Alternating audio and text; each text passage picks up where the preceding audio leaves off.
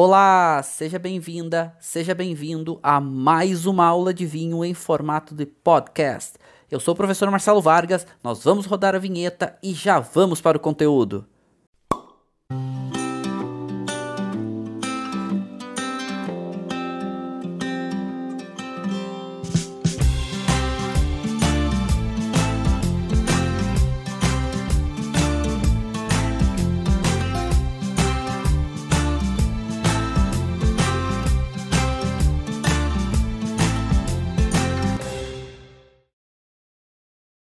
Olá, sejam todos muitíssimos bem-vindos a mais uma aula do nosso grupo de degustação, de aprendizado, estudo, aprofundamento e interação sobre o mundo dos vinhos. Eu sou o professor Marcelo Vargas, é uma alegria a gente poder avançar hoje num conteúdo bem especial, que é uma região produtora que vem ganhando cada vez mais destaque, já tem destaque pelo perfil dos seus vinhos, já tem bastante história, mas cada vez mais produzindo vinhos em alta qualidade. Inclusive, bom, tem vários clássicos aqui quando a gente fala sobre os vinhos da Campanha Gaúcha, que é o tema da nossa aula de hoje. Então nós vamos falar sobre essa região que há pouco tempo ganhou uma indicação geográfica. Eu já vou explicar um pouquinho para quem perdeu as últimas aulas, que eu falo sobre indicações geográficas aqui no Brasil. Vamos aprender, né, a separação de indicação geográfica, indicação de procedência, denominação de origem. Vamos relembrar um pouquinho. E acabou de ganhar o selo, acabou não, né? Mas aí um pouco menos de um ano ganhou o seu selo. Ganhou é um termo, né? Não vou usar esse termo, porque não ganha, não vem do nada. Mas conquistou, depois de muita luta, o selo de indicação de procedência, que é um selo de uma espécie de primeiro nível. É uma classificação de primeiro nível, mas já representa muito, muito, muito. E eu vou contar para vocês aqui também, certo? Bom, para a aula de hoje, a gente tinha duas opções de dois vinhos muito, muito clássicos para expressar um pouco da campanha. Um pouco, porque vou contar para vocês que para montar a aula de hoje, primeiro, para a gente falar de campanha, a gente precisaria de muitas e muitas horas para começar a explicar a campanha. Então, para a aula de hoje, eu tinha que escolher um viés. E tinha várias possibilidades aqui para escolher. E eu escolhi um chamado diversidade. Porque eu acho que expressa bem o que essa região hoje está produzindo, que essa região hoje está entregando no sentido de vinho. Poderiam ter vários outros, mas eu acho que diversidade mostra bem. E vou explicar para vocês isso, já vou começar a explicar para vocês. E diversidade também para escolher o vinho da gente degustar hoje. De eu degustar aqui com vocês. E teria duas, eu escolhi duas, né? Fui fazendo um filtro, chegamos a dois produtos. Poderiam ser tantos outros. Eu vou falar vários produtores aqui para vocês. Poderiam ser vários outros, mas o vinho da Kombi, que é um clássico da região, e o vinho Castas Portuguesas da Miolo, que é outro clássico, né? O vinho da Kombi é feito pela província de São Pedro e nessa linha que eles chamam, né, de Routier de Carrer, que é muito legal que eles entregam, proposta, pequeno produtor, familiar, que fica ali na parte, vamos na nossa campanha, eu já vou explicar isso para vocês geograficamente, né? Nossa campanha central. E a Miolo, com Quinta do Seival, que é uma quinta clássica, né? Então, já usando a expressão quinta, que remete a Portugal e tudo mais, mas uma área clássica, uma área também super importante, e que tem uma história riquíssima e produzindo vinhos de altíssima qualidade também, com castas portuguesas. Então, uma referência muito grande. E ganhou, né, uma votação, e vocês escolheram o vinho da Kombi. Então, eu vou estar degustando com vocês daqui a pouquinho esse vinho, que é um corte de Cabernet Sauvignon com Merlot, ok? Bom, mas poderia ter vários outros produtores, e eu vou falar aqui de vários outros produtores hoje durante a nossa aula. E isso é muito legal, porque esses produtores, eles têm uma relação muito grande com o campo, eles têm uma relação muito grande. A gente começar a falar de campanha, a gente já pode remeter isso, a campo, a produção rural, a produção agropecuária, a própria, né, tanto a produção agrícola quanto a produção pecuária, uma pecuária muito forte. E isso vai também impactar no perfil de produção, no estilo de vinho. E eu tô vendo vocês aqui falando sobre vários produtores da campanha muito, muito significativos. E é verdade, a campanha também já tem uma diversidade de produtores. É uma região grande, a gente fala aí de mais de 40 mil quilômetros quadrados. E também já vou falar para vocês, quem vai visitar a campanha tem que se organizar porque é uma região que as vinícolas são relativamente distantes uma da outra, para ti de uma área a outra tem deslocamento, então a gente fala aí de mais de 200 quilômetros para te rodar, se por exemplo, se a gente sai ali de Candiota e quer ir até Uruguaiana, que é lá na fronteira, já é longe, estão falando de 230, 240 quilômetros, então tem que se organizar, tá? É uma região grande, mas é muito legal a cultura toda que vocês vão viver e a experiência que vocês vão viver visitando essa região, tá? E vocês estão falando aqui de vários produtores muito legais. Eu estou acompanhando aqui, vocês estão falando da Peruso, que é um produtor muito bacana. Vocês já falaram sobre esses dois, a gente falou a Miolo, projeto Almaden, que hoje também pertence a Miolo, eu vou falar um pouquinho daqui a pouco. Eu vi vocês falando de Batalha, muito legal. Aliás, é bacana também dessa região, que vem se destacando bastante. Bacana porque é vocês provarem, é vocês verem a qualidade dos azeites de oliva. Azeite de oliva é redundância, né? A gente fala de azeite, é de oliva, né? Mas, vamos lá, os azeites de oliva, porque muitas vezes o produtor não está muito acostumado com essa expressão. Mas sempre que a gente fala azeite, a gente está falando de um produto feito da azeitona.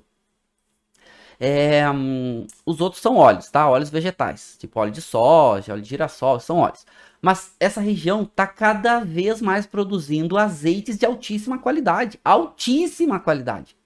Grandes produtores. Tem alguns produtores, como por exemplo a Batalha, que faz vinhos muito legais, também faz azeites muito legais. Mas tem vários outros produtores, então é uma produção agropecuária importante aqui, né? Agrícola e pecuária importante nessa região.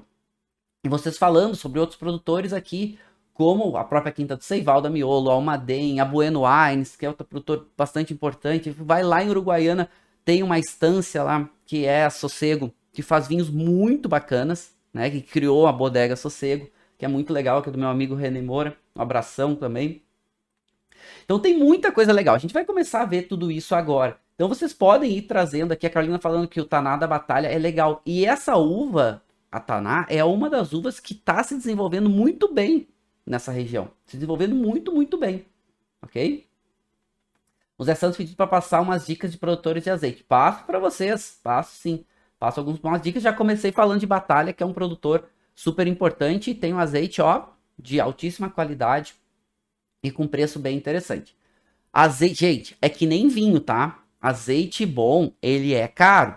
Porque azeite é um produto super complicado de se fazer, de se manter e tudo mais. Então, azeite bom é caro. Esses azeites que muitas vezes a gente compra em supermercado são azeite bem meia boca, não todos, tá? Mas esses azeites importados, muitos que vêm, essas marcas famosas que vêm de fora, Espanha, Portugal, muitos deles a qualidade é muito, muito baixa, tá? Essa vantagem que os nossos azeites produzidos aqui no Brasil são que a qualidade é normalmente alta e também viaja um pouco menos. Mas vamos para a nossa aula. Tem muita coisa para falar sobre a campanha, então vamos para a nossa aula e a gente vai respondendo algumas perguntas aqui de vocês durante a aula. E a gente começa falando de campanha, não dá para desassociar campanha, produtores da campanha gaúcha, com a produção pecuária. É uma área de produção importante para gado, é uma área importante para a produção de como um todo, tá? As carnes como um todo. Mas com certeza o gado, com certeza os ovinos são os mais importantes aí nessa região. E a maioria dos produtores, não significam todos, tá? Mas muitos dos produtores, eles são já produtores de outras culturas agrícolas ou são produtores, são envolvidos com a pecuária e começam a investir em vinhedos, né? Também aqui é uma região importante para a produção de arroz, para a produção de soja, para a produção de frutas cítricas e outras. Aliás, é essa área de destaque para frutas que faz com que cada vez mais os produtores comecem a olhar para essa região para plantar uva, para fazer vinho fino de alta qualidade. Então isso também é bacana. E ela tem algumas vantagens versus outras regiões. E eu gosto sempre de fazer uma comparação da campanha com a Serra Gaúcha. E não é dizer que é melhor nem que é pior. Elas são diferentes. Serra Gaúcha é a nossa principal região, ela tem uma cultura já há mais tempo, não que a história da campanha não seja rica e não seja antiga, mas ela é mais nova para a produção de vinho. A Serra não, né? A Serra já tem essa cultura há bastante tempo. E é a principal região produtora, é a Serra Gaúcha. E a segunda no Brasil hoje é a Campanha, mas a diversidade entre elas é grande. Apesar de ter alguns pontos aí parecidos, mas a diversidade é grande. Então quando a gente pensa em Campanha Gaúcha, vamos pensar em regiões que... E Campanha, gente, já significa isso. Campanha já é um termo, a gente pode associar Campanha a Pampa. E o que significa Campanha? O que significa Pampa? São áreas planas amplas. Então aqui a gente tem muito mais regiões planas. E essas regiões planas que também já favorece para a própria produção da pecuária como um todo. Mas realmente é muito bonito. Opa, deixa eu voltar aqui. É realmente muito bonito a gente visitar essas áreas. Então ver aquelas fazendas, aquelas áreas que são com coxilhas, pequenas ondulações, mais áreas planas, aquelas áreas mais amplas. E eu falo isso porque é muito comum a gente visitar o Uruguai, a gente que eu digo brasileiros, né? A gente visitar o Uruguai por causa de todo o contexto do Uruguai. E quem foi na região produtora do Uruguai tem uma semelhança com a Campanha. Dessas áreas mais amplas, mais planas, e que de vez em quando aparecem aqueles vinhedos, aquelas áreas de vinhedos amplas. Então, para a gente falar de Campanha, para a gente falar dessa região, não dá para desassociar a produção da Campanha, a produção de vinho, ou a produção agropecuária, a produção da cultura, o desenvolvimento das famílias, dos negócios aqui com o campo. E quando a gente fala de vinho, não dá para desassociar essa região com o homem do campo. Então aquelas paisagens dos tropeiros, aquelas paisagens dos gaúchos, dos gaúchos a cavalos, tem a cultura muito forte aqui do churrasco, a cultura muito forte do chimarrão, a gente já associa a essa área. Então é bastante importante.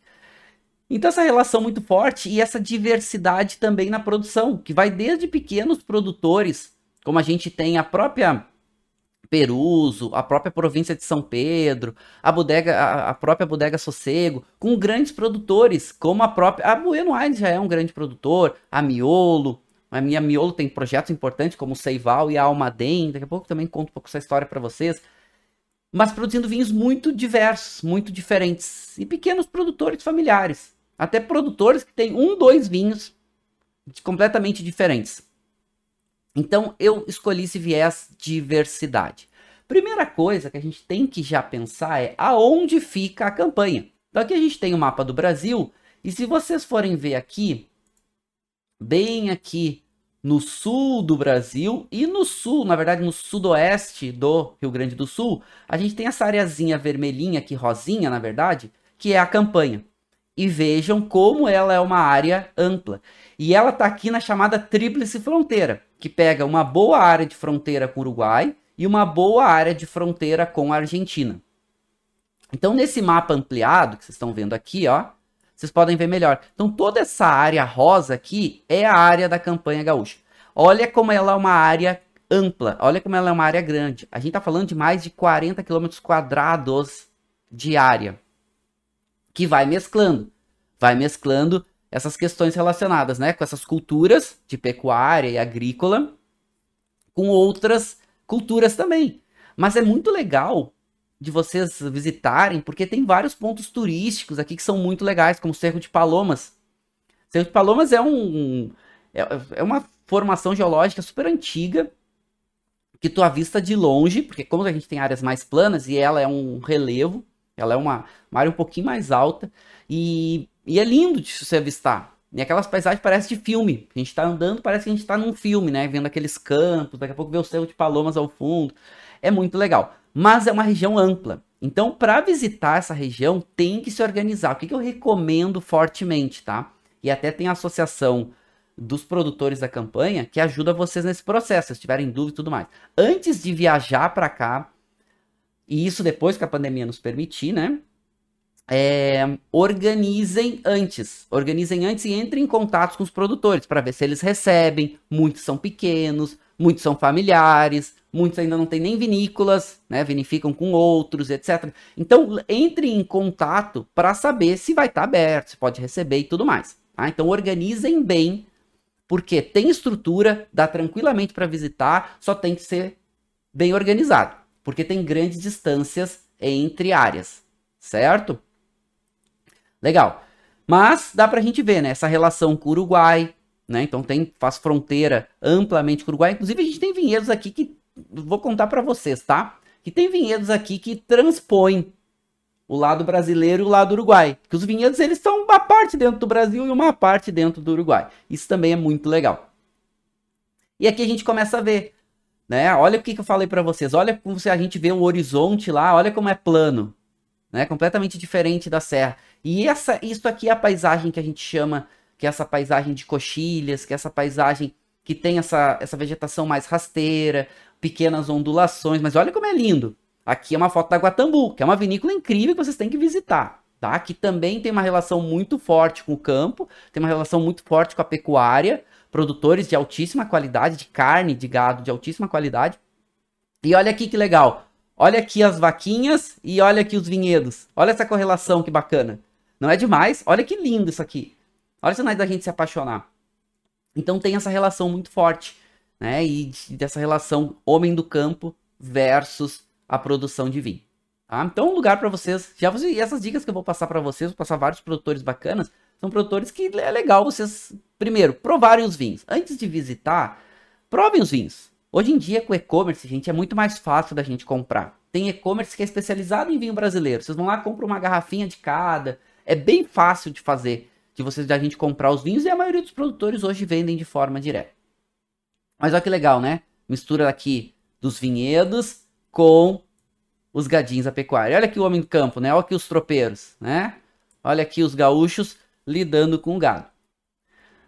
Tá, vamos começar a entender essa região.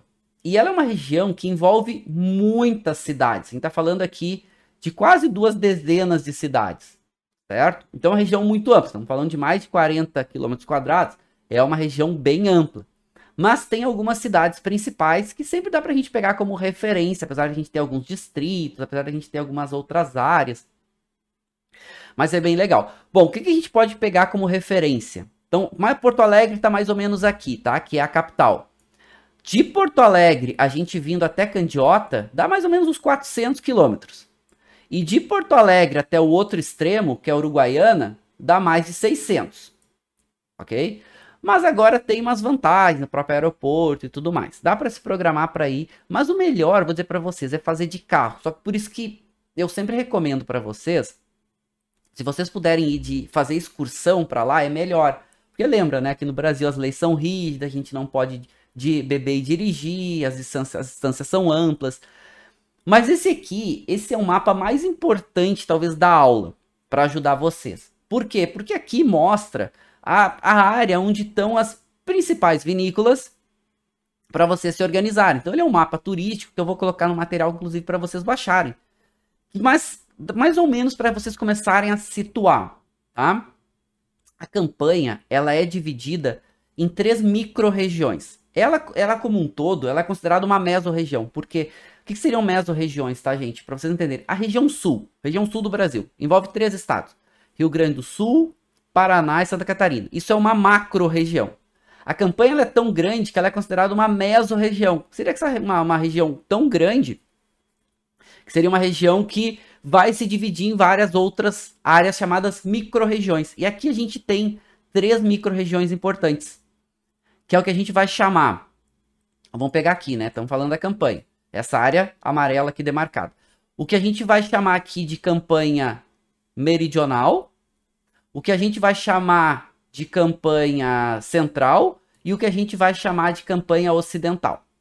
Então essa é uma forma legal de vocês também se organizarem para visitar essas áreas, ok? Por quê? Porque é mais fácil ficar hospedado, marca ali onde você vai ir e tudo mais. Mas aqui o que é importante? Vamos lá. Primeiro, área aqui de Candiota e Bagé, tá? Vai pegar aqui nossa campanha meridional. A gente tem vinícolas bem importantes aqui, como a própria Bueno Wines, né, que é do Galvão Bueno. A gente tem aqui, e aqui divide bastante entre grandes produtores e pequenos produtores. É mais comum na campanha os pequenos produtores, apesar que esses pequenos produtores de vinho, muitos deles são grandes produtores ou da pecuária ou produtores agrícolas, tá? Então isso também é legal.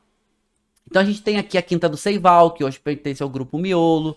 Tudo aqui a gente tá falando aqui em volta de Candiota e de Bagé. A gente tem a Batalha também é um grande produtor de azeite. A gente tem a Bueno, que é uma vinícola também muito legal, tá crescendo bastante, né? O Galvão tá dando destaque muito grande para a produção de vinho.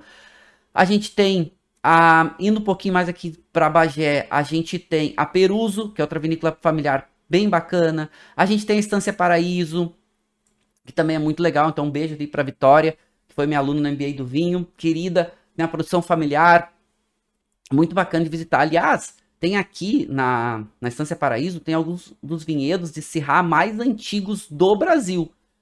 Também é muito bacana. E eu tô falando para vocês de diversidade, a gente vai ter produção aqui, gente, de diferentes perfis e estilos de vinho, tá? Que eu também já vou falar para vocês. A Mônica tá perguntando qual é a melhor época de visitar a campanha. Vamos lá, boa pergunta, tá, Mônica? O que eu recomendo para vocês, tá, gente? A campanha, ela é muito chuvosa, principalmente ali quando a gente pega inverno, que a gente pega outono.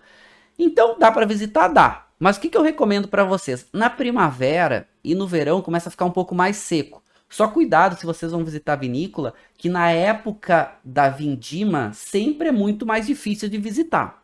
Tá? Então, por quê? Porque as vinícolas vão estar envolvidas com a colheita. E aí tem menos tempo de dar atenção para visitante e tudo mais. Não significa que não recebam, mas é mais difícil. Então, o que eu recomendo para vocês? Primavera sempre é uma boa oportunidade de vocês visitarem. Então, as uvas estão se formando, estão amadurecendo. Mas, né, não significa que não possa ir em outras épocas. Pode, é só se programar, tá? Mas a primavera é um bom momento de vocês visitarem. Recomendo fortemente, tá? A Laura tá aqui, que é da região da campanha, ela tá dando várias dicas para vocês, tá? Mas vamos lá.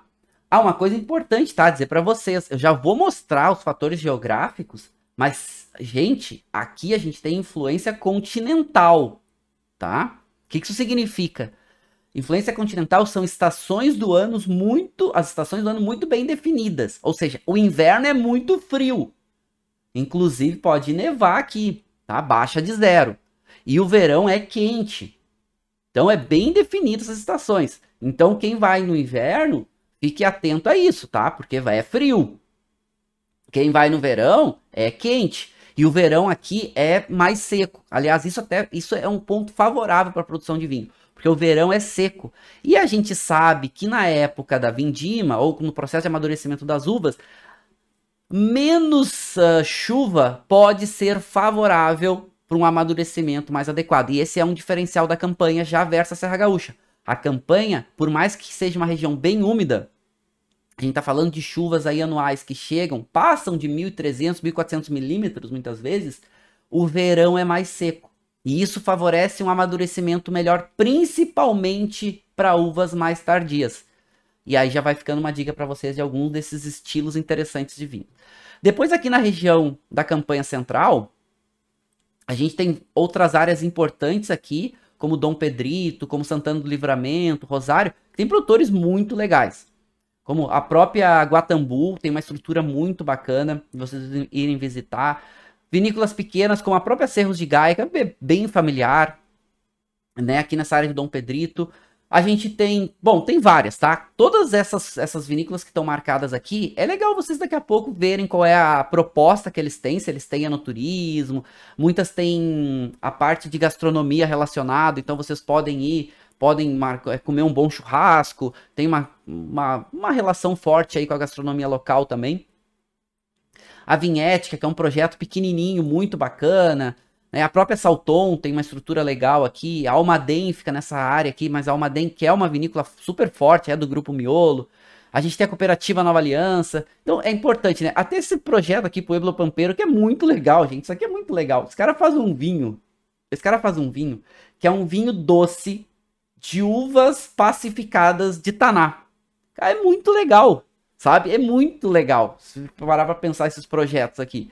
A Routier de Ricarrer, então a gente vai falar, a gente vai provar um pouco mais o vinho. E depois, quando vocês vão lá pra campanha ocidental, atenção, porque aqui a distância é ainda maior. Tem a Bodega do Sossego aqui, que é super bacana, mas vocês têm que marcar com eles para visitar, tá? Porque não tem no turismo aberto. E a Campos de Cima, que fica aqui na região de Itaqui, que também é outro projeto muito legal. Eles têm uma vinícola muito bacana, faz vinhos bem legais. E assim, eles fazem vinhos diversos. A Bodega do Sossego, por exemplo, faz vinho espumante, faz vinho branco, faz vinho tinto. E aqui na Campos de Cima, e aqui a vinícola se chama Campos de Cima. Não confundam com os Campos de Cima da Serra, que é outra região lá na fronteira, lá na divisa com Santa Catarina, tá? Que é depois da Serra Gaúcha. Não tem nada a ver. Aqui Campos de Cima é o nome da vinícola. Mas lá tem uma estrutura de enoturismo bem legal. Mas é legal vocês também entrarem em contato. Eles têm vinhos brancos muito bons. Eles têm rosés, eles deram um destaque para rosés bem legal. Eles têm vinhos tintos, bom, tem vinhos espumantes, bem bacana. Eu vou começar a falar dos vinhos para vocês e um pouco das vinícolas como um todo, mas também dos fatores de terroir. E aqui a gente já começa falando dessa correlação. E aqui é uma foto da Batalha, fica ali próximo a Bagé. E aí, próximo que eu vou dizer para vocês, tá, gente? Porque a gente tem vários municípios e distritos para vocês terem uma referência de uma cidade principal que é um pouco maior, que tem um pouco mais estrutura, tá? Aqui a gente está falando da campanha meridional e essa relação forte, né? A Batalha é uma produção, tem azeites muito legais, tem vinhos bem bacanas. E é um lugar bacana de vocês visitarem também, mas tem que marcar, lembrem-se disso. E essa relação com a cultura gastronômica, o churrasco, né? Essa relação com o chimarrão, muito forte. História, rapidamente, tá? É uma produção, é uma região que produz vinho há bastante tempo. É uma produção que, a gente sabe que no Rio Grande do Sul, a cultura do vinho, ela vai ganhar ela vai ser empurrada, incentivada, vai ganhar um impulsionamento, principalmente com a questão dos assentos jesuítas, né? A gente tá falando aí de 1600, final de 1600, mas já tem vinho no Rio Grande do Sul há bastante tempo, praticamente aí provavelmente, quase em volta de 1600 a gente já sabe que tem videira plantada aqui. Como um todo, e aqui um ponto interessante, a própria região da Campanha conta essa história, que provavelmente a primeira vinícola registrada no Rio Grande do Sul vai vir dessa região. Que é uma vinícola que começa ali final de 1800, ela vai ter o seu registro realmente ali no começo de 1900, mas aqui tem alguns fatores históricos e alguns relatos históricos falando que a vinícola Marimon provavelmente seja a primeira vinícola registrada no Brasil. E ela fica hoje aonde a gente tem a região de Candiota, principalmente a Quinta do Seival. Então, é uma região muito antiga. Então, se a gente já está falando da produção de vinho desde o final de 1800, olha que legal que uma tradição aqui já tem uma história longa. Mas a gente vai ter um impulsionamento importante, com certeza, nos anos 70. Por quê? Porque aí a gente vai ter multinacionais vindo, principalmente a Almaden, que pertencia a um grupo francês muito forte de produção de vinho no mundo como um todo. E aí eles vão implementar uma vinícola aqui, eles vão implantar esses vinhedos, e aqui eu tô falando aqui é a Quinta do Seival, não é a Almaden, tá? É o que é hoje a Quinta do Seival, que pertence ao grupo Miolo, que também é outra região super importante. Nos anos 70, então vai ter essa produção de vinho em implementação de volume de vinhedos. O que é volume? Não significa que a qualidade fosse baixa, mas volume porque começa a expandir a área de produção. E aí, a Pernod Ricard ela vai sair, né? A Pernod Ricard vai sair do Brasil, vai deixar de existir a operação e o grupo Miolo compra a Almaden e compra a marca Almaden. E a marca Almaden está ativa até hoje, que é uma marca importante do grupo Miolo, ali da campanha central. Aqui dá pra gente ver que são os vinhedos da Quinta do Seival, que também pertence ao grupo Miolo, mas fica mais na campanha meridional, e que está cada vez mais famosa pelas suas castas portuguesas, né? Seus vinhos tintos, alguns brancos, mas principalmente os tintos com essas uvas de origem portuguesas, que a gente fala também daqui a pouco. Rapidamente, para a gente entrar na região. Indicações geográficas, só para a gente fazer uma revisão, a gente já falou sobre isso. Indicações geográficas, gente, são as áreas demarcadas de vinho no Brasil. Toda área demarcada, aprovada e reconhecida, é uma indicação geográfica. No Brasil, ela tem 2 níveis, ou 2 espécies, como eles chamam, ok? Então, indicação geográfica são todas. No Brasil, são 2 níveis. As chamadas indicação de procedência e as chamadas denominação de origem. Indicação de procedência seria um primeiro nível. Ah, mas por que não faz direto uma ADO? Porque não vale a pena fazer uma ADO primeiro. Pode? Até pode. Porque indicação de procedência está dizendo o seguinte, o nome está dizendo, olha, indicação de procedência. Regras para dizer que o vinho vem daquela área. Porque senão, nada impede hoje um produtor no Brasil ou no Rio Grande do Sul de colher, por exemplo, os espumantes é bem clássico isso acontecer. Por exemplo, o produtor tem uvas na Campanha, tem uva na Serra do Sudeste, tem uva na Serra Gaúcha, ele planta nessas regiões todas, colhe essas uvas, depois mistura para fazer os espumantes. Nenhum demérito nisso. Mas a gente não sabe, por exemplo, da onde veio a uva, da onde daquele vinho realmente tem a sua origem. Nenhum demérito nisso, tá, pessoal? Quando tem uma indicação de procedência, tá dizendo, olha, esse vinho ele é feito naquele local, que é o que a Campanha conquistou agora, começo dos anos aqui 2020, que foi a indicação de procedência Campanha Gaúcha, que envolve vários produtores, envolve essa área toda, e tem algumas regras dessa indicação de procedência que chamam bastante a atenção. Ok? Chamam bastante atenção. Mas despertando qual é o nome do grupo francês que iniciou a Almaden. Se chama Pernod Ricard, tá? Esse é o nome do grupo. Legal, vamos lá. Estamos falando então de Campanha, tá? É uma área ampla, mas que já tem a sua indicação. E tem algumas métricas interessantes, algumas regras importantes para essa indicação de procedência. Tá bom, aqui um pouquinho para vocês falando das indicações de procedência. O Brasil tem várias. Hoje a gente vai se focar na indicação de procedência D, que é um nível, e depois tem um segundo nível chamado DO, que nada impede, por exemplo, a Campanha daqui a pouco de se direcionar para isso.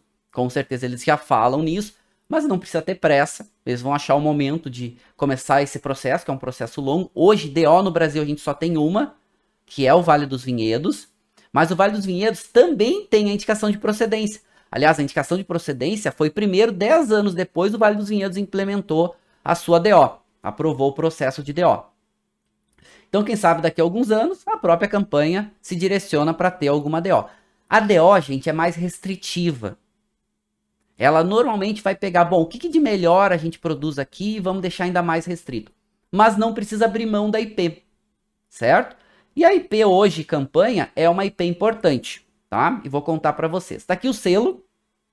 Toda IP é reconhecida pelo INPI, mas ela é registrada pelo governo brasileiro. É um processo longo para se conseguir ter um selo de indicação de procedência.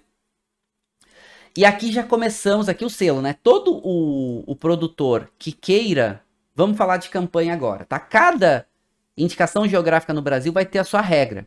E essas regras, elas são aprovadas e são reconhecidas. Quando são reconhecidas, elas, para te ter esse selo, ter o direito de no teu vinho, tu colocar esse selo, tu tem que seguir essas regras. Vamos falar das regras da indicação de procedência da Campanha Gaúcha, porque tem alguns avanços muito bons aqui versus outras indicações de procedência. E de novo, não quer dizer que é melhor ou que é pior. Primeiro ponto da gente já começar a pensar é selo de indicação geográfica, no caso, indicação de procedência e denominação de origem, não é sinônimo de qualidade. Não é. Isso nem no Brasil, nem em qualquer lugar do mundo, tá? Mas tá dizendo que segue regras.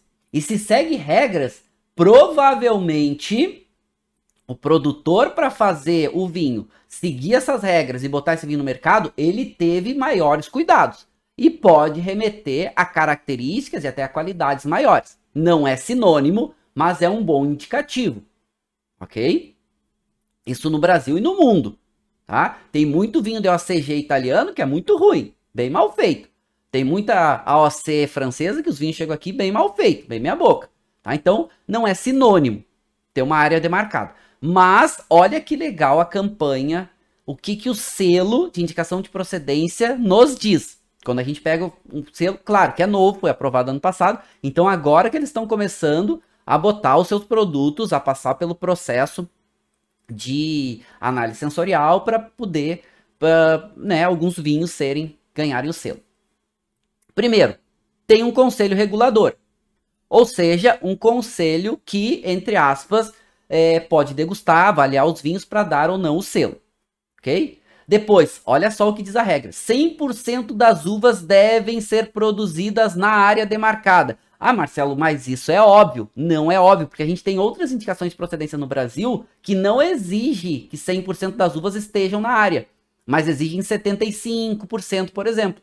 25% pode vir de outros lugares. A campanha não, tá dizendo, olha, 100% das uvas tem que ser da campanha para poder ter o selo. Começa por aí. Depois, o produtor pode pedir o selo, mas tem que passar por um processo do conselho regulador de análise sensorial. Ou seja, tem que ver se o vinho expressa características sensoriais mínimas exigidas. Ou seja, se o conselho, e aí vai ter uma banca de degustadores e tudo mais, vão avaliar com vários perfis diferentes e vão dizer, não, esse vinho tem qualidade para ganhar o selo. Não, esse vinho não tem. Ah, só vinhos de altíssimo padrão, vinhos ícones de uma degustação? Não. Mas significa que os vinhos têm um perfil de qualidade mínimo para poder ganhar o selo. Se for um vinho que não tem, não ganha. Certo? E outra informação extremamente importante. Os vinhos, para ganhar o selo, precisam as uvas serem 100% da região, mas também precisam ser produzidos, amadurecidos, engarrafados e envelhecidos na região. Olha, atenção para isso. Ou seja, a vinícola tem que estar na região, a uva tem que ser da região. Se o vinho vai ter amadurecimento em madeira, se o vinho vai ter amadurecimento em tanques, aço inox, se o vinho vai ter amadurecimento em outros processos, tem que ser na região. E o envelhecimento, e a gente está falando do vinho pronto, em garrafa, que vai ficar em garrafa um tempo, para ele ficar melhor, ficar mais integrado e tudo mais, também tem que ser na região. Ou seja, por isso que eu estou dizendo, esse selo ele é legal, porque está dizendo o seguinte, olha, se eu pegar um vinho com selo, indicação de procedência à campanha, a gente sabe que toda uva, todo vinho, todo o processo de vinificação aconteceu lá na campanha. E não é demérito, tá, gente? De outros produtores, por exemplo, que tem na campanha, que eles produzem a uva na campanha e levam para vinificar, por exemplo, na Serra Gaúcha. E tem produtores bem importantes que fazem isso. Por exemplo, a Bodega Sossego faz, ou fazia pelo menos, e faz vinhos bem interessantes, inclusive com maior cuidado, tá? A família, eles pegam, botam em caminhões refrigerados, colhem, transportam, e até tem um custo elevado para fazer isso, para levar e vinificar lá na Serra, na Dom Giovanni. E faz vinhos muito legais. Mas, por exemplo, se eles quisessem o selo, eles não iam conseguir ter o selo de indicação de procedência à campanha, mas pode fazer vinhos tranquilamente, tá? E aí vai a critério. O selo não é obrigatório. Cada produtor escolhe se eles vão ou não querer ter o selo, certo? Por isso que eu falo, o selo nunca é sinônimo de qualidade, mas ele é um bom indicativo. E aqui, se eu tô falando para vocês de diversidade, eu posso dizer que a campanha produz espumantes bem interessantes, em vários perfis, em vários níveis, certo? Inclusive em vários residuais de açúcares diferentes. Residuais é aquilo, né? Aquela questão da graduação. Por exemplo, o espumante nature, esta brut, espumante brut, e isso é delimitado pela lei brasileira. Então eles têm essa flexibilidade, como todos os produtores de espumantes no Brasil, e aqui de 3 áreas diferentes, 3 produtores diversos para vocês provarem. Então a Batalha, um produtor lá da campanha meridional, tem espumantes bem legais, tem outros produtores, aqui eu estou citando alguns para vocês, tá? Só vocês entrarem lá, entrem no site dos produtores da campanha e vocês vão ver lá um processo de desenvolvimento da região, de avanço de cada um e mais que isso o portfólio de vinhos que eles têm. Eu digo de desenvolvimento porque vocês vão ver também dentro do site das vinícolas a história, cada vinícola tem sua história, cada vinícola tem o seu perfil, então isso é legal vocês entrarem lá e vocês verem. Então entrem no site dos produtores e vocês vão ver os vinhos que eles fazem, a história e essa mudança que está acontecendo. Então 3 produtores diferentes aqui que vale a pena vocês provarem. E esses produtores têm vinhos diferentes, espumantes diferentes também. Batalha, da campanha meridional, Guatambu, mais da campanha central, e a Campos de Cima, que é lá da campanha ocidental, certo? E esses produtores têm diferentes produtos também. Alguns. Tem vários outros produtores, mas tem. Entrem lá que tem vários, eu poderia indicar vários outros, eu vou fazer aqui algum review para vocês. Aqui só para deixar no material para vocês, só para vocês saberem, né, também a gente já passou por isso aqui nas aulas, falando do que significa essa referência que a gente tem nos espumantes, que é essa referência de dosagem de açúcar. Natura, Extra Brut, Brut, Sec, até o doce, certo? Que é só uma referência para vocês terem. Quando a gente fala Natura, que tem menos açúcar residual, o Extra Brut, açúcar como um todo, né? Vamos lá. Então é o mais seco. Extra Brut é um pouco menos seco, Brut é o mais convencional, né? O mais fácil da gente tomar como um todo. Tá, vamos entrar nas peculiaridades da região, fatores geográficos e tudo mais, tá? Lembrando, então, a gente está falando da campanha, essa região grande, que faz fronteira divisa com o Uruguai, boa parte, né? E faz fronteira também divisa aqui com a Argentina. Vamos lá, é uma região ampla. Então a gente está falando aí de mais de 40 mil quilômetros quadrados. Olha aqui, gente, o Brasil é um continente. Olha aqui no mapa. O Brasil é um continente enorme. Olha aqui o quanto significa a campanha gaúcha. Gente, é muita área. Bom, mais de 40 mil quilômetros quadrados é área pra caramba, certo? Na IP, são 36 uvas autorizadas, apesar de algumas se destacarem. Então, quando a gente fala em IP, gente, também tem essa proposta. Não está falando de indicação de procedência, é uma grande quantidade de uvas que são autorizadas, mas tem que seguir essas uvas também para ter o selo, exatamente para ter uma flexibilidade. O produtor poder escolher o que ele vai fazer. Mas olha aqui que tem uma peculiaridade, ó. Mínimo 85%, olha aqui, ó. Mínimo 80%, opa, essa seta ficou horrível, né? Vamos fazer uma seta de novo aqui. Mínimo 85% de uma única uva para marcar como varietal. Então, se eu quero fazer na indicação de procedência um vinho, o vinho do Marcelo, indicação de procedência Cabernet Sauvignon, no mínimo 85% de Cabernet Sauvignon. Cabernet Sauvignon é uma das uvas autorizadas. Lembrando, tem que ser uma das 36 uvas autorizadas, tá? Entre brancas e tintas.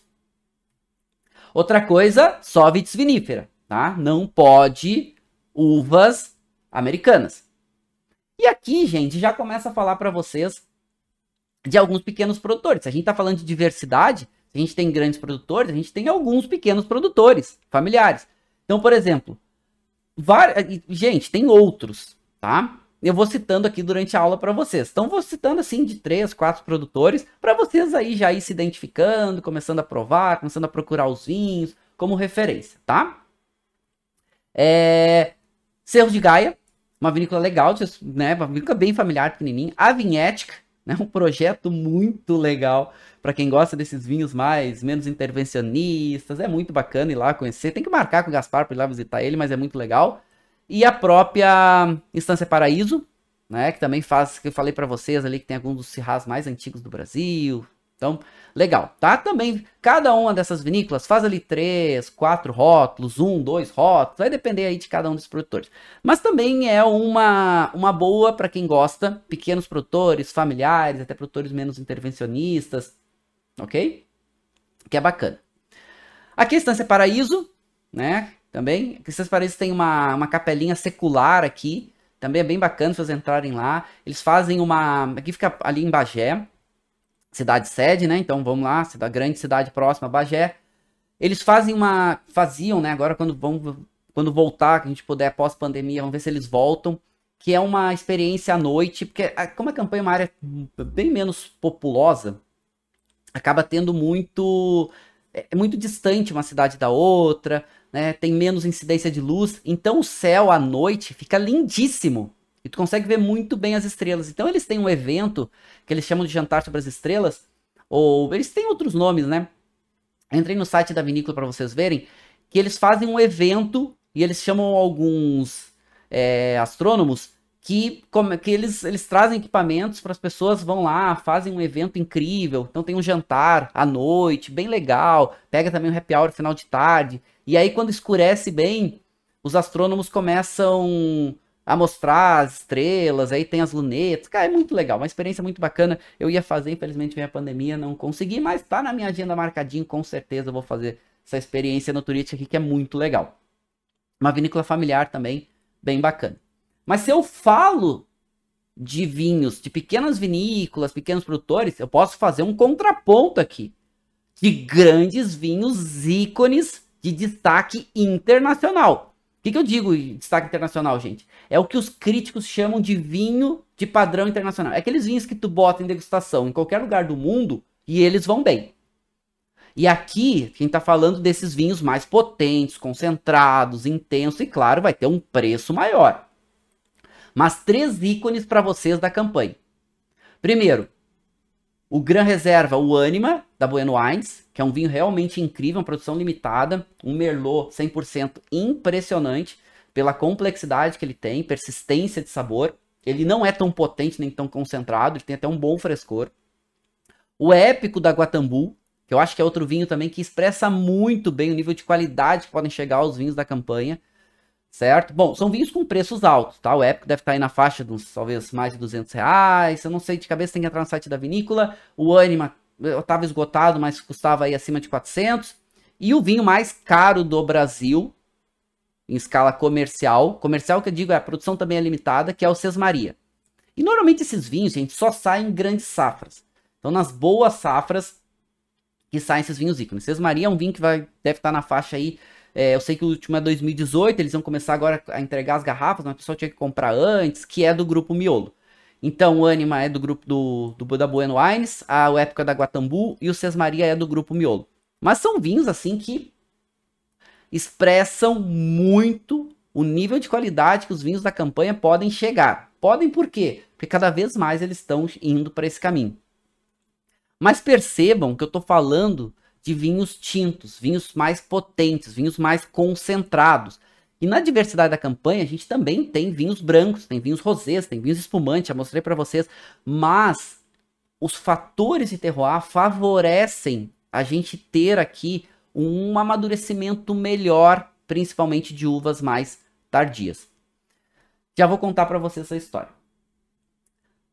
Quando a gente fala de campanha, e aqui está o mapa para vocês das cidades, inclusive marcando o que é cidade, o que é distrito, né, essas áreas que são áreas menores que pertencem, e esses distritos eles mudam, né? Às vezes viram cidade, depois viram distrito, depois pertence a outro, depois deixam de ser distrito de novo. Agora, né, o governo brasileiro está tentando meio que trancar isso, mas são várias cidades, então ponto importante. Por isso que eu dou essa referência da cidade maior, próxima, que dá para você se basear.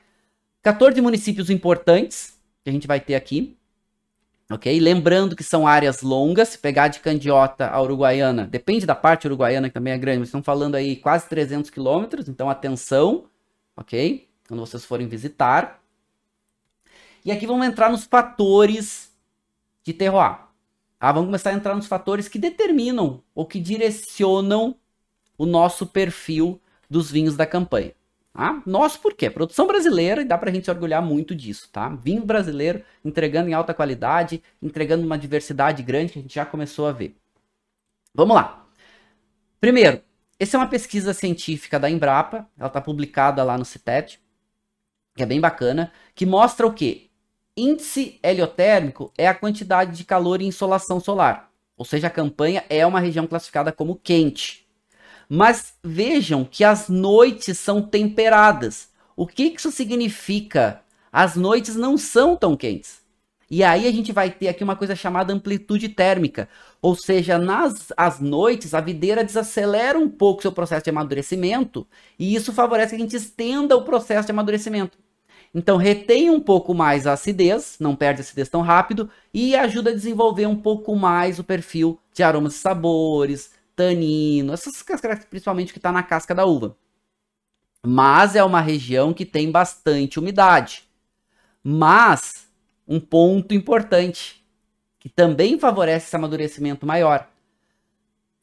A uva, a gente não gosta, os produtores não gostam de chuva no período de amadurecimento, que até pode acontecer e tal, mas principalmente quando começa a chegar perto da época da vindima. E quando é que acontece a vindima? É no verão. E a campanha tem uma grande vantagem, que os verões são mais secos. E isso também favorece esse amadurecimento de algumas uvas mais tardias. E algumas uvas, essas uvas mais tardias, muitas delas são uvas tintas que vão trazer e vão produzir vinhos mais potentes. Então a gente vai ver se dá muito bem uvas aqui como Cabernet Sauvignon, como Taná, como Merlot, como até algumas uvas dessas castas portuguesas e outras uvas. Então a campanha tem essa vantagem para vinhos mais potentes, vinhos mais concentrados.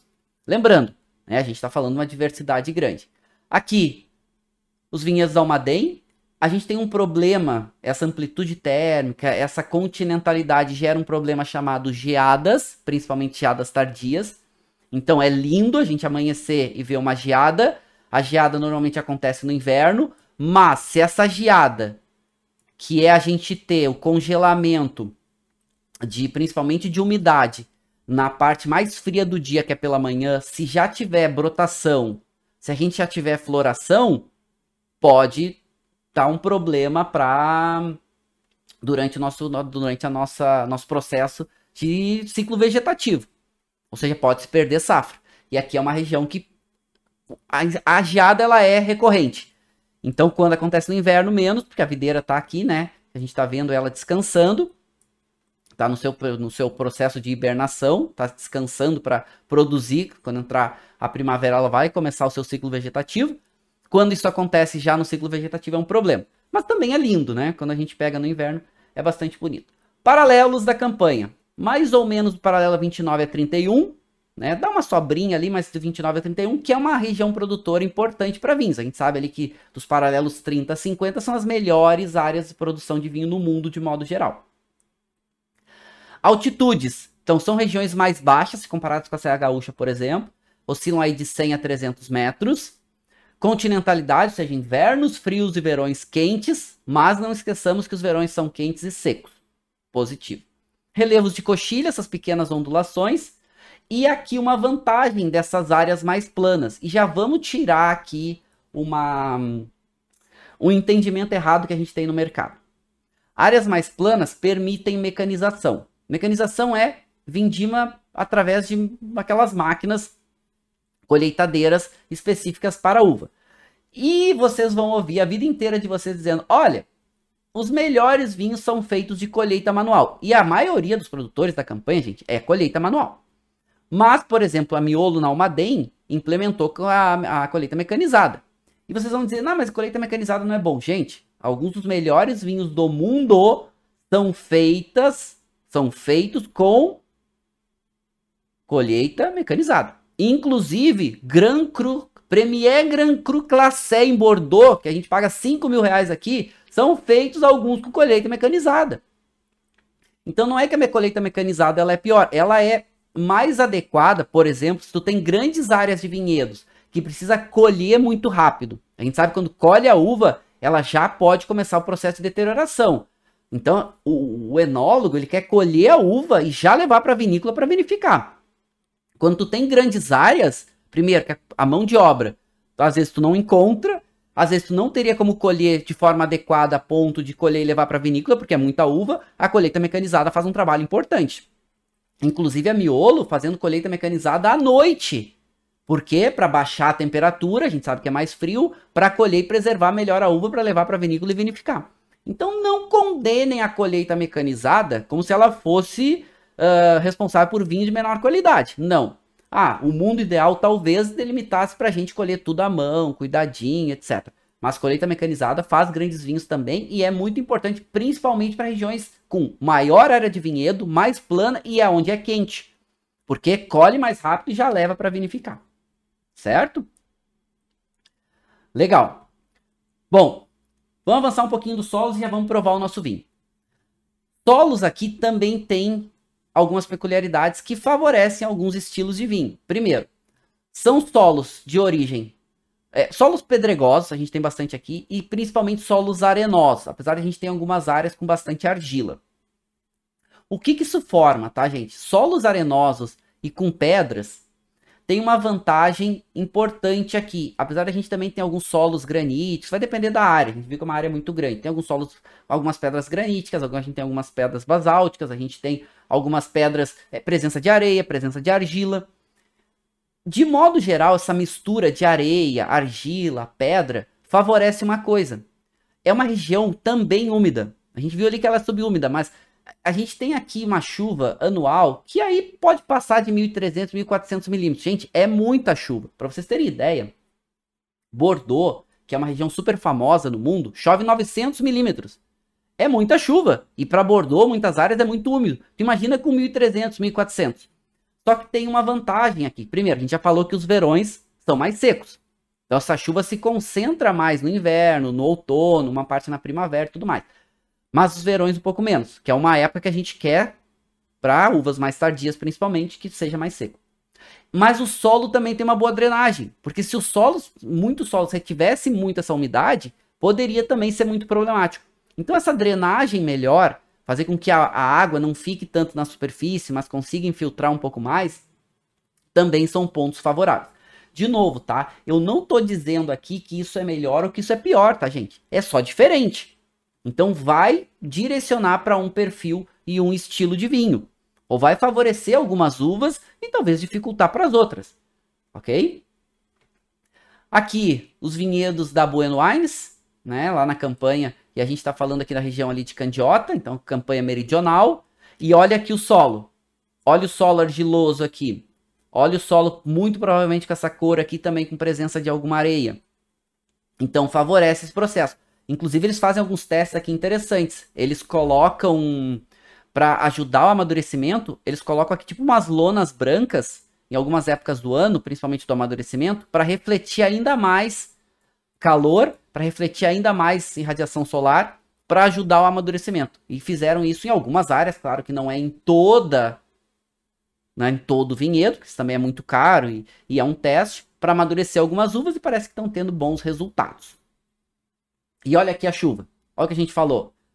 Né? Chuvas, e aqui está o mapa mostrando que a campanha está aqui nessa área verde, que pode inclusive, dependendo do ano, e lembrando que a chuva vai influenciar na safra, né? A chuva vai influenciar no tempo meteorológico como um todo, e vai influenciar na safra também. A gente tem uma oscilação de safra aqui na campanha. Pode chegar aí passar de 1.400 milímetros, que é bastante chuvoso. A média vamos botar entre 1.200, 1.300, mas lembrando, né, esse solo com uma boa drenagem e também os verões mais secos que favorecem mais o amadurecimento. E aqui as principais uvas. Tem outras? Tem. Eu listei aqui para vocês o que, lembrando que a IP tem 36 uvas autorizadas, mas as principais com certeza brancas e tintas vão estar aqui. O que eu poderia citar aqui para vocês prestarem bastante atenção e até começar provando? Primeiro, Chardonnay, como uva branca aqui dessa região. Aí algumas uvas um pouquinho mais aromáticas, como a própria Sauvignon Blanc, Gewürztraminer, Viognier, faz um pouquinho de vinhos um pouco mais encorpados, mais estruturados. Mas dando atenção especial para Chardonnay aqui, tá? E uvas tintas, eu acho que a gente tem a nossa maior diversidade. Com certeza Cabernet Sauvignon, a Taná, castas portuguesas como Touriga Nacional, a própria Cabernet Franc vem aparecendo bem, a Tempranillo vem aparecendo muito bem, Syrah, apesar de não ter tanto volume, também alguns vinhos interessantes, mas como um todo, tá? Merlot também vem bastante bem, mas também tem alguns Pinots interessantes, tem Marcelin, tem alguns Marcelins interessantes aqui, né? Uvas mais tardias como a própria Petit Verdot, interessante. Bom, aí, né, diversidade não vai faltar para vocês se divertirem aqui nos nossos vinhos como um todo. Aliás, deixa eu provar esse vinho aqui com vocês, antes da gente terminar a nossa aula. Tem aula ainda, tá? Mas eu quero provar esse vinho. Que vinho eu vou estar provando aqui com vocês? Eu vou estar provando um vinho que é um corte de Cabernet Sauvignon com o Merlot. E quem é o produtor? Eu vou estar provando o vinho da Combi, da Thierry de Ricarrer, que é uma história muito legal, né? Sobre quando eles vieram para o Brasil, os dois irmãos de origem francesas, e aí eles tinham uma Kombi, e eles viajavam nessa Kombi, essa Kombi ficou...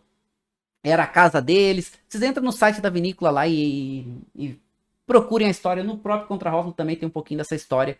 Vale a pena vocês lerem e entenderem um pouquinho da história, tá? Mas vamos provar esse vinho e vamos ver qual é o perfil dele. Depois a gente finaliza a nossa aula, tá? Tem mais conteúdo ainda. Primeiro, já dá pra ver que é um vinho que tem uma intensidade de cor de média para muita. Ok? Vou pegar um guardanapinho aqui já dá pra gente avaliar. Então, inclina a taça na nossa frente. Consigo com dificuldade ver através dele, principalmente na borda, uma coloração vermelha rubi, bem intensa, bastante brilhoso. É safra 2019. Bastante brilhoso, super límpido, não tem resíduos, não tem borras. Legal. No nariz. Legal. E já dá pra ver muito presença da fruta. Toques, né? Vamos lá. Toques de frutas vermelhas e toques de frutas pretas. Eu gosto quando o vinho apresenta um pouco dessa característica. Tem uma nota herbal que remete a uma folha de eucalipto. Tem um toquezinho que remete a alguma coisinha de tosta, um empireumático. Mas o frutado predomina, de vez em quando essa nota herbal, de vez em quando essa nota defumada de tosta aparece um pouquinho. Legal, ok? Vamos agitar a taça. E aí fica bem mais frutado. Me chama muita atenção o perfil frutado desse vinho. Muita atenção. E é um perfil de uma fruta, mesmo a fruta vermelha, é uma fruta vermelha madura. A fruta preta é uma fruta preta madura. Mas não é sobremadura. Aromaticamente, não. Tem um frescor nesse caráter aromático. E esse caráter da erva traz um frescor um pouquinho maior também. Legal, o vinho que dá vontade de provar, né? Aquele vinho que dá vontade de colocar na boca e fica pensando, o que será que ele vai entregar? O que ele vai entregar?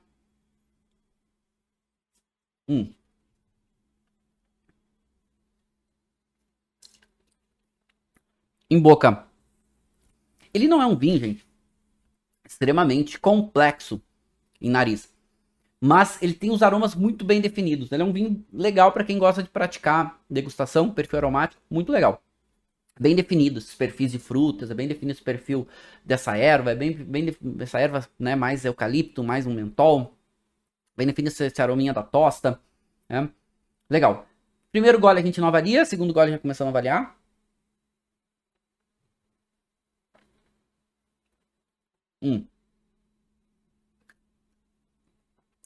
É um vinho seco, mas é um vinho que tem um bom volume de boca. O tanino é bem presente, mas esse tanino, uma textura média, não é granuloso, não é marcado, ele é agradável. Um pouquinho mais alcoólico, um pouquinho mais encorpado, ele tem um volume de boca um pouco maior. Eu acho que é muito que remete à campanha, né? A campanha tende a produzir esses vinhos com um pouco mais de álcool. Aliás, se a gente comparar teor alcoólico e tanino, campanha versus serra, a campanha tende a fazer esse tanino maior presença tânica, mas tanino um pouco mais macio. A serra tende a fazer esse tanino um pouco mais marcado. A campanha tende a fazer vinhos um pouquinho mais encorpados e alcoólicos. E a serra tende a fazer vinhos com menos álcool. Então esse é um vinho que já tem 13% de álcool. E ele é um vinho, não vou dizer que é um vinho de entrada, tá? Mas ele é um vinho que ele é um vinho mais fácil de tomar como um todo. Mas tem um volume de boca. Tem uma presença de boca super interessante. E o sabor dele repete de novo o nariz. Tem um pouquinho menos de intensidade na boca, mas é um vinho que é muito legal. Eu acho que expressa bem a campanha. Aquele vinho que ele vai ter uma intensidade de corpo de médio subindo um pouquinho, esse álcool também de médio subindo um pouquinho, mas vinho um pouco mais fácil de se tomar, mas não para vinho ralinho, né? Aquele vinho mais simplinho, beira de piscina. Não, ele já tem um corpo, ele já vai bem com uma comida, ele já pede uma comida aqui, ele já pede uma carninha, ele já pede algo que tem um pouquinho mais de estrutura, bem interessante. E remete bem o que é a campanha, né? A campanha vai mais para esse lado dessa intensidade, vai mais para esse lado desse volume maior de boca. É interessante. Nível de qualidade desse vinho, bom vinho, e o preço dele também é legal, tá? É um vinho que eu pago aí na faixa de 55, né, 60 reais, às vezes tem uma promoção, pode ter entre 50 e 60 reais é o que eu pago nesse vinho, tá? Então é um vinho com preço também bem interessante. Bom vinho. Entrega bem, vale a pena vocês provarem e acho que entrega bem tipicidade da campanha. E quando a gente está falando entre no site da vinícola, tá? Recomendo fortemente vocês entrar no site da vinícola e ver a história. É uma vinícola familiar, é uma vinícola pequena e vale a pena vocês conhecerem a história deles, tá? Mas ele tá falando, né? A campanha tende a produzir e no final daqui a pouco, quando a gente passar terminar o conteúdo, eu vou voltar e vou provar o vinho para ver o quanto mais ele mudou nesse perfil dele. Tá? E aí conto um pouquinho mais para vocês. Os vinhos, né? A produção de vinho, uvas, etc. aqui dessa área. A gente tá vendo que os vinhos tintos têm se destacado, tá? E aqui essas informações são da Associação dos Vinhos da Campanha. E principalmente os vinhos que estão escritos, né? Para o selo da IP. Então a gente tá vendo os vinhos tintos com maior destaque. Vinhos brancos aparecendo bem. Mas principalmente os vinhos tintos, que eu considero que de forma consistente melhor a campanha entrega. O que é de forma consistente, tá? Significa que o restante seja inconsistente. Não, consistente tá falando de produção em maior escala com nível de qualidade significativo. Porque um produtor pequeno ir lá e fazer um vinho com um determinado perfil, não que seja fácil, mas uma grande vinícola fazer um volume com um nível de qualidade alto, é mais difícil, porque depende de muitos outros fatores. Não estou dizendo que é melhor nem que é pior, mas vinhos tintos tendem a entregar um pouco, de forma a consistência um pouco melhor. E a gente sabe, cada região vai ter suas peculiaridades. Não que não entregue bem vinhos brancos, vinhos espumantes e tudo mais. Mas acho que os vinhos tintos têm um destaque aqui. E uma coisa que me chama a atenção nesse outro slide aqui. Que os vinhos tintos, ok, ganham um destaque maior. Mas olha aqui essa classificação, que é uma classificação nova no Brasil. Que vai aí a partir de 2018, né, que vai começar a aparecer, alguns vinhos vocês já estão marcados, inclusive vou mostrar para vocês o Quinta do Ceival já tem, que é o chamado vinho nobre. O que é o vinho nobre na legislação brasileira? O vinho nobre é o vinho que tem um teor alcoólico entre 14,1% a 16%, ou seja, tem um teor alcoólico maior. De novo, não é sinônimo de mais qualidade, tá, gente? Não significa porque tem mais álcool e mais qualidade, não. Mas a campanha tem uma facilidade maior a atingir esses teores alcoólicos. Na Serra Gaúcha, só em anos excepcionais, para vinhos muito bem cuidados, para chegar a passar desses 14%. Então, esses vinhos nobres é uma referência bem legal que a gente está falando, e a gente está falando aqui algo em torno de 17% de vinhos que têm um teor alcoólico maior e conseguem entrar nessa classificação. E o que isso significa? A gente significa que a uva tem que amadurecer mais, significa que vai ter um pouco mais de volume de boca, significa que vão ser vinhos um pouco mais gastronômicos, então um perfil diferente.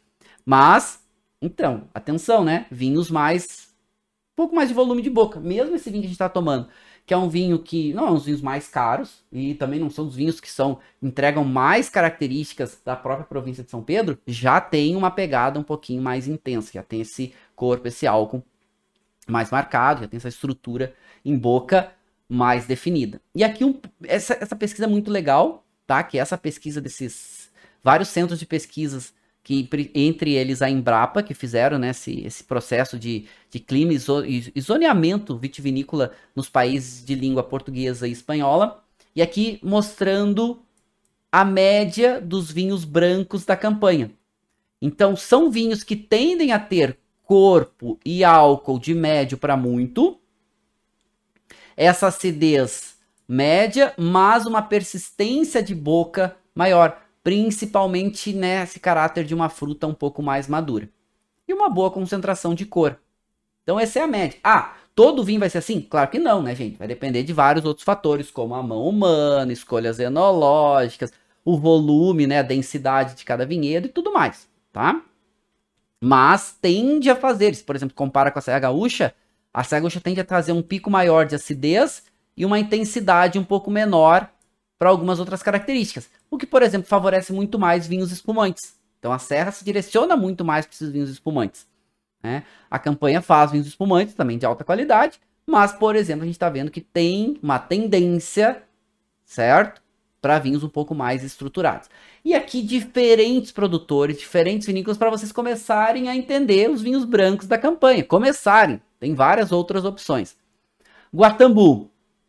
Vocês podem pegar o Sauvignon Blanc deles, que é legal de vocês provarem, que é uma uva completamente, não vou dizer que é impensada, mas para vocês provarem essas uvas que colhem um pouquinho mais cedo.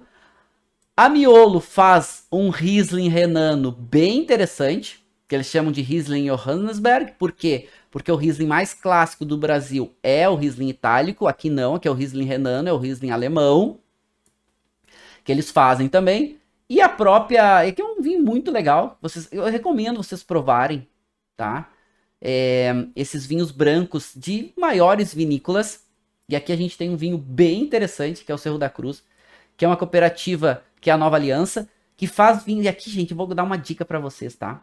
Os vinhos de entrada da Nova Aliança, principalmente os brancos, só tem que comprar, ele é um vinho para consumo rápido.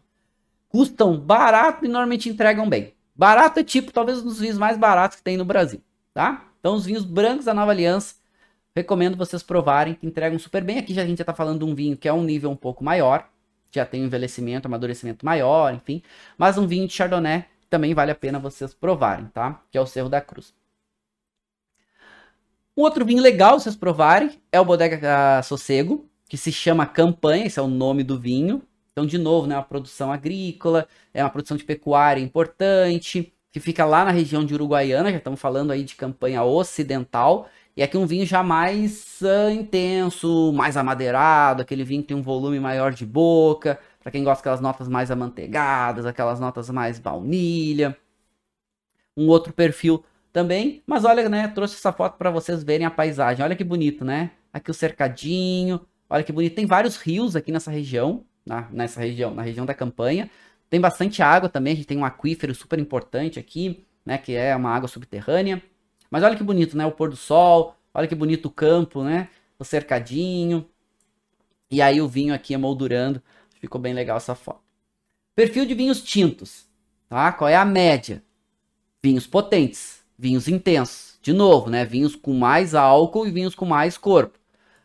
Só que a gente tem que lembrar sempre que o seguinte, toda vez que um vinho ele é mais alcoólico, isso significa que ele seja alcoólico a ponto de ser excessivo, a gente precisa normalmente ter equilíbrio nesse conjunto, porque senão o álcool sobra.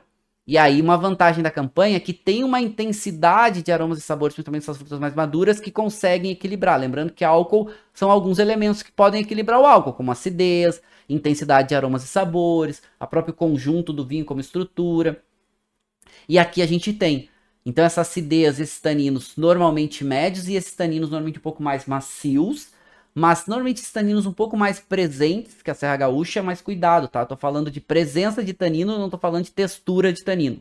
A textura dos taninos da Serra são mais marcados, são um pouquinho mais adstringentes. De novo, não é melhor, não é pior, são diferentes, tá? São perfis diferentes. Então, de novo, não é querer comparar. E aqui alguns vinhos de perfis diferentes, de produtores diferentes, alguns vinhos tintos para vocês provarem, de pequenas vinícolas, de grandes vinícolas. Já que a gente tem alguns vinhos interessantes. A Salton lançou agora há pouco tempo esse vinho que ele chama Campanha, que é um corte de Tanat e Marcelin, bem interessante. É um vinho da Salton que eles estão botando, inclusive, no seu... É um vinho que não é tão caro, ele deve estar na faixa de uns R$100, mais ou menos.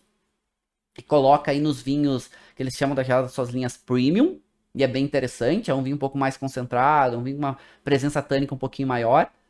Castas portuguesas da Quinta do Ceival, Grupo Miolo, bem interessante, tá? Esse é um grande vinho, normalmente o nível de qualidade dele é alto. Lembrando que a Quinta do Ceival faz outros vinhos também varietais, com castas portuguesas, faz alguns blends bem interessantes. Gente, uma dica para vocês, tá? O bag-in-box da Miolo, que é o corte de Merlot e Cabernet, bag-in-box, é feito são com uvas da campanha e entrega muito bem. Só lembrando, né, bag-in-box, atenção. E a Miolo, cara, aqui eu vou dar os parabéns pra Miolo, tá? Parabéns, Miolo, porque a Miolo bota... Primeiro que faz vinhos muito legais. Segundo que, assim, a Miolo bota no bag-in-box dela a data de invase. Gente, é mais importante do que o ano do bag-in-box, a data de invase. E a Miolo bota no bag-in-box delas a data de invase. Parabéns, Grupo Miolo. Porque tem muito produtor no Brasil que não coloca. Porque, gente, o bag-in-box mais importante é a data de invase. Porque o bag-in-box é uma ótima ferramenta.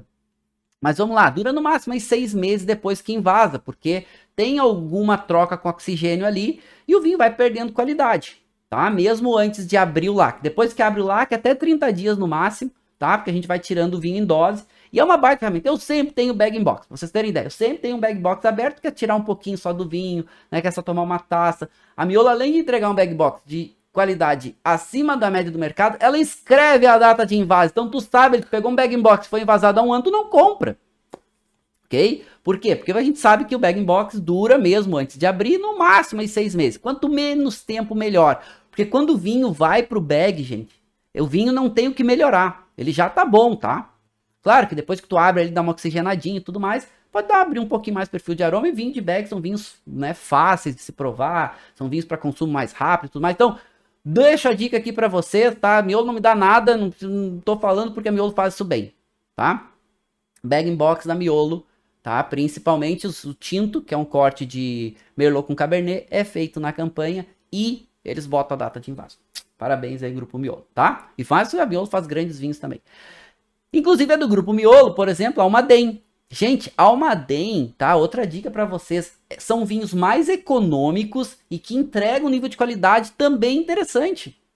Porque nem sempre o vivente, eu sou assim, tá? Não é todo dia que eu vou tomar vinho de R$200, nem vinho de R$100. Tô falando pra vocês que eu tenho bag-in-box aberto, né? Bag-in-box custa R$100 ali e tu tira, são 4 garrafas, né? Dentro do bag-in-box. E tu vai tirando em dose, né? Quer tomar uma tacinha, outra.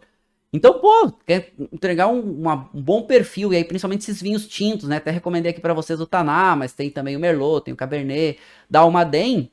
E aí, muita gente, sabe, as pessoas com cabeça mais limitada, eu não tomo vinho da Almaden, porque é vinho barato. Pô, tchê, se eu te botar as cegas, a gente já fez isso, tá? A gente já fez esse curso. Botou vinho às cegas lá, de bag-in-box, inclusive, o vivente tomou, adorou, ele falou, não pode ser vinho de bag, não, né? Mas o preconceito. Mas a Almaden, parabéns para a Almaden, entrega vinhos de qualidade com preço baixo. E aí depois podemos ter outros produtores, vários outros produtores que vocês podem aí encontrar. Eu vou deixar a lista de produtores para vocês, que eu acho que vale a pena vocês entrarem. Dica também para vocês, entrem no site das vinícolas e olhem lá. Muitas dessas vinícolas têm venda por e-commerce, vocês conseguem comprar direto. Tem um e-commerce aqui no Brasil que se chama Vinhos e Vinhos, que também vocês podem entrar lá e comprar vários vinhos, por exemplo, que é uma garrafa. Se tu comprar direto do e-commerce da vinícola, uma garrafa fica muito caro o frete. Às vezes tu entrar num e-commerce que tem vários vinhos brasileiros, pode comprar uma garrafa de um, outra garrafa de outro, e vinhosemvinhos.com.br, anotem aí, vinhosemvinhos.com.br, tá? Também não me pagam nada, é porque o trabalho dos caras é bom. Os caras vendem vinho brasileiro e vocês conseguem comprar de pequenas vinícolas, de grandes vinícolas. O melhor local para comprar vinhos brasileiros pela internet chama vinhosemvinhos.com.br, tá? Dica para vocês, entrem lá, eu compro, vale a pena. E aqui os produtores, tá? Tem outros, aqui são os principais, principalmente que estão na associação, tá? Vocês podem entrar lá, não quero entrar, como é que eu acho o site? Entra no site da associação, que tem o site de todos eles lá, tá? Então, vários outros produtores, eu não citei todos, citei aqui alguns, tá? A Dunamis faz um trabalho muito legal, é uma vinícola um pouquinho maior, o Grupo Miolo que tem algumas vinícolas, a Routière de Ricarrer, inclusive tem vinho muito legal, que eles fazem um vinho de uma linha chamada Salamanca, que conta um pouco da história aqui, de uma lenda nossa. Eu vou deixar vocês entrarem lá também para pesquisar. A Cooperativa Nova Aliança que a gente falou, a Perus, tem vários produtores, né? Cordilheira de Santana, que é outra vinícola pequena também muito legal. Então tem vários projetos aí, a Dom Pedrito, tem vários projetos bacanas aí para vocês conhecer, tá? Acho que aqui a gente conseguiu fazer um cenário legal, fazer um passeio aqui pelos nossos vinhos da campanha, deu pra gente entender um pouco melhor os nossos vinhos da campanha, e agora é praticar, agora é encontrar os produtos que vocês se identificam melhor, vinícolas que vocês se identificam melhor, já deu pra gente ter um cenário aqui do perfil dos vinhos, terroir e tudo mais, pra vocês, pra dar uma base pra vocês encontrarem melhores produtos. E agora aquele trabalho complicado, né, litragem, né, gente, provar os vinhos, tem uma diversidade bastante grande que a gente viu, de vários perfis, inclusive de vinhos rosés bem interessantes, Campos de Cima Vinícola, recomendo para vocês. Que também entrega muito bem vinho rosé de alta qualidade. Tem outros também, tá? Mas já ficamos aqui com um entendimento melhor dos nossos vinhos da campanha. Tá bom, meninos e meninas?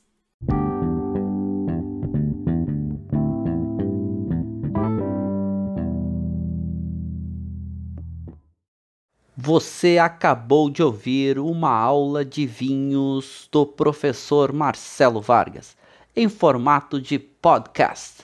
Para mais conteúdos, dicas e materiais sobre a bebida, acesse o site www.marcelovargas.org.